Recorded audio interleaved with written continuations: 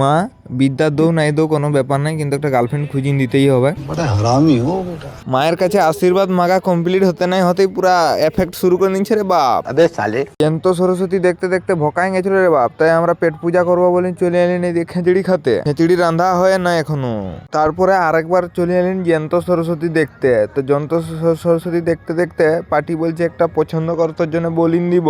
একটা সরস্বতীকে পছন্দ করি মায়ের বউ বানাবো বলে চলে গেলেন পার্টির সঙ্গে প্রপোজ করতে। সিট ইয়ার, মায়ের বউকে প্রপোজ করতে আমাকে লধা বলে নিল। প্রপোজ করতে রিজেক্ট করে নিল, তো কানতে তো পারবো না, তাই আসি তো বিটি ছানাদের সঙ্গে গরম গরম খেঁচড়িটা সাটান দিলেন রে বাপ। সিস্টেম পার দেंगे। পেট পূজাটা করিনি করি পার্টিদের সঙ্গে হেলিকপ্টারটা নিয়ে বেরিয়ে গেলেন জ্যান্ত সরস্বতীকে দেখতে।